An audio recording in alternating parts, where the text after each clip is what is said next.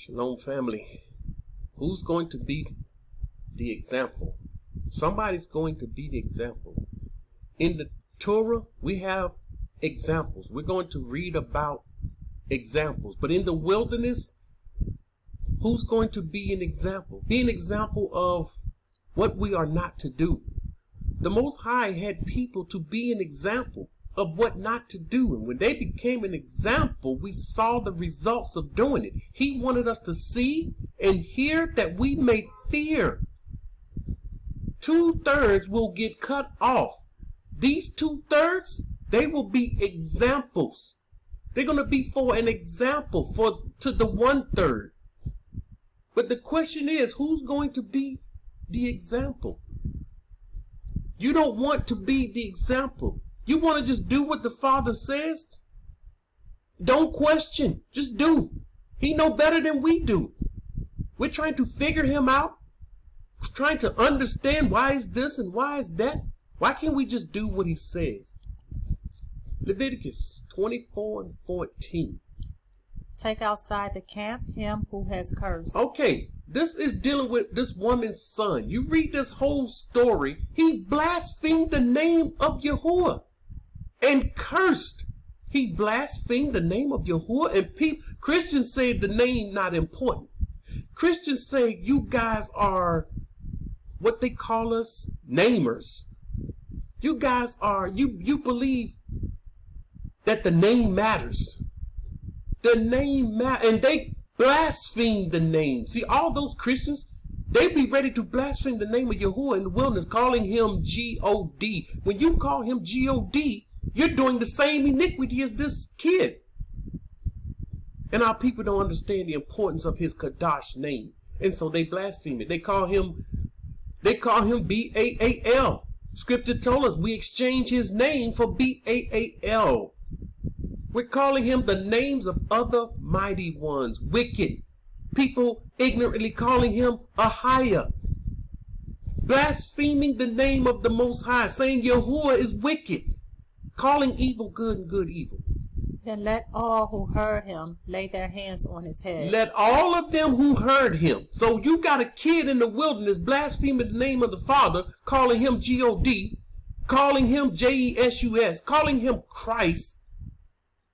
Let all them who heard him lay their hands on his head and do what?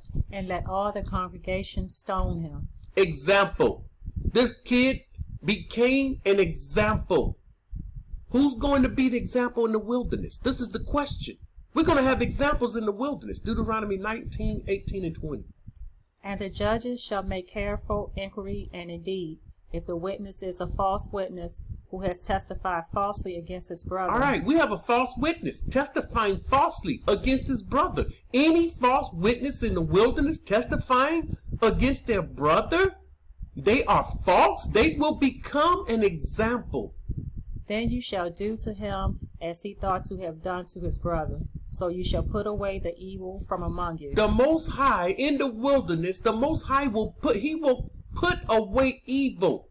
How is he going to do this? Is he going to kill them? He may kill some of them. He may open the ground. But most of the time, we see the people killing them. And when the people do it, it's just as he's doing it. They're doing the will of the Father. And those who remain shall hear and fear. And hereafter they shall not again commit such evil among you. This is the reason he do it before all of us. He could say, take him privately. Take him somewhere away from the people so they don't see this act. So they don't see this deed. And stone him with stones. No, stone him in front of all the people. Stone him from everybody. And those who remain will hear and fear. And hereafter, they shall not again commit such iniquity, such evil among you. Deuteronomy 21, 18 through 21. If a man has a stubborn and rebellious son. Here is a rebellious and a stubborn son. See, rebellion get cut off in the wilderness. Who will not obey the voice of his father or the voice of his mother, and who, when they have chastened him, will not heed them, then his father and his mother shall take hold of him and bring him out to the leaders of his city, to the gate of his city. So they're taking this rebellious child. He's not listening. He's stubborn.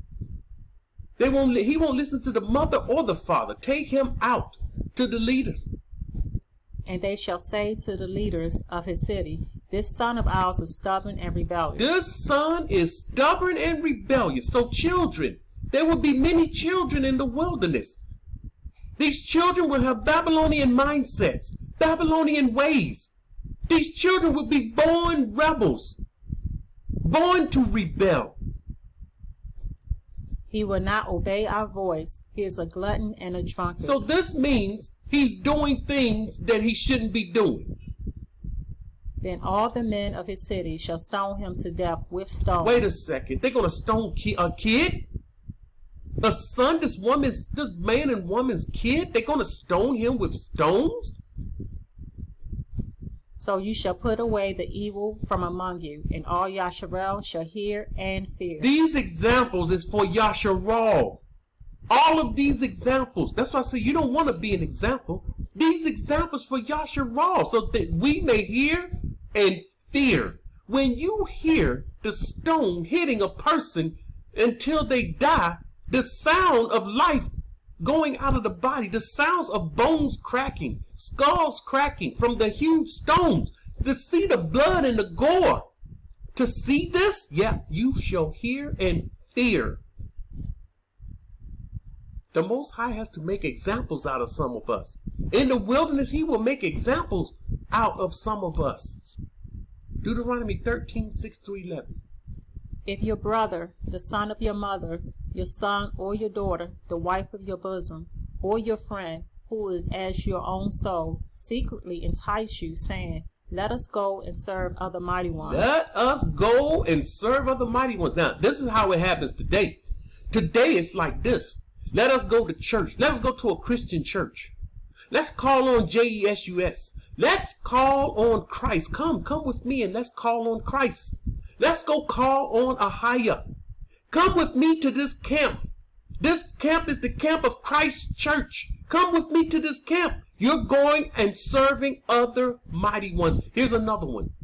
You're not going to like this one. Let's stay in the land of captivity. Let's stay in Babylon and serve Edom. You're serving Edom in Babylon and not the Father. You can't serve the Father in Babylon. It's impossible. We're going to show that. Most High willing, we're going to show that. You can't serve two masters. So they're saying, let's stay in Babylon. Let's serve another mighty one. Which you have not known, neither you nor your fathers, of the mighty ones of the people which are all around you. We ain't know nothing about serving Edom in the land of captivity. We knew about serving all these other. We didn't know about serving Edom in this strange land, this new world. Our fathers didn't know of this. Near to you or far off from you, from one end of the earth to the other end of the earth. You shall not consent to him or listen to him. You shall not consent to him, whatever he says for you to do. Give your tithes and offering. Keep Passover in the land of captivity. Drink this wine Edom has for us. Blow on this wicked horn that the Babylonian Talmud said we could blow on. Have all these demonic symbols all over their clothing. Don't consent to him. Don't listen to him. Nor shall your eye pity him. Nor shall you spare him or conceal him, but you shall surely kill him. So you can't even spare him. Meaning, don't kill him. Conceal him. Hide him. Man, don't do that. Be quiet. I'm going to pretend I didn't hear this. Go back home and don't tell nobody this. Don't conceal him. Don't you spare him. Spare him means spare his life. Let him live. That's what this means.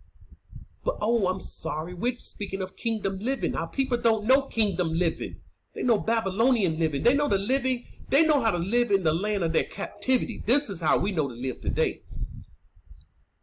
Your hand shall be first against him to put him to death. So you shall surely kill him. Your hand shall be the first against him to put him to death. So anyone in the wilderness trying to get us to serve another mighty one, call on another mighty one's name, him you shall put to death. He will be an example.